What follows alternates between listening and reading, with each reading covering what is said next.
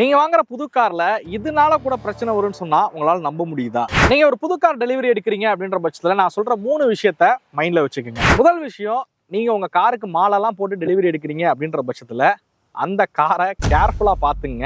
ஏன் அப்படின்னு கேட்டீங்க அப்படின்னா, நீங்க எங்கேயாவது நிப்பாட்டுறீங்க அப்படின்ற பட்சத்துல சுத்தி ஏதாவது ஆடோ மாடோ இருக்கு அப்படின்ற பட்சத்துல அந்த மாலையை பிடிச்சி இழுக்கிறேன் அப்படின்னு சொல்லி அது கட்டி இருக்கக்கூடிய கிரில்லோட சேர்த்து பிஞ்சுக்கிட்டும் வந்துரும்.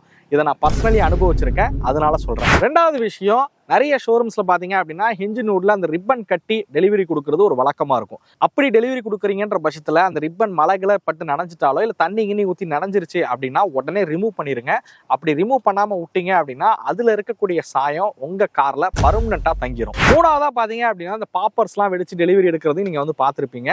அப்படி வெடிச்சு அந்த செதறக்கூடிய பாப்பர்ஸோட அந்த ஜிகனா பேப்பர்ஸ்லாம் இருக்கு அப்படின்னாலும் அதையுமே ரிமூவ் பண்ணிருங்க. ஏன்னா அதுல இருக்கக்கூடிய சாயமும் உங்க கார்ல படியறதுக்கான வாய்ப்பு அதிகமாவே இருக்கு. குறிப்பா நீங்க லைட் கலர்ல கார் எடுக்கிறீங்க, ஒயிட் சில்வர் மாதிரியான கலர்ல கார் எடுக்கிறீங்க அப்படின்னும் போது இந்த ரிப்பன் விஷயத்திலயும் இந்த பாப்பர்ஸ் விஷயத்திலயும் ரொம்பவே கவனமா இருங்க. ஸோ இந்த விஷயங்கள் எல்லாமே நான் பர்சனலா என் கார், என்னோட ஃப்ரெண்ட்ஸ் கார் அண்ட் ரிலேட்டிவ் கார்ஸ்ல அனுபவிச்ச விஷயத்தான் உங்க கூட ஷேர் பண்ணியிருக்கேன். இது மாதிரி நீங்க கார் எடுக்கும் போது நடந்த நிகழ்வுகளை மறக்காம கமெண்ட் செக்ஷன்ல பதிவு பண்ணிக்கோங்க. நான் என் கார்ல பயன்படுத்தக்கூடிய ஆக்சரிஸை இங்க அஃபிலியேட்ல நான் கொடுத்துருப்பேன். தேவைப்படுறவங்க யூஸ் பண்ணிக்கோங்க.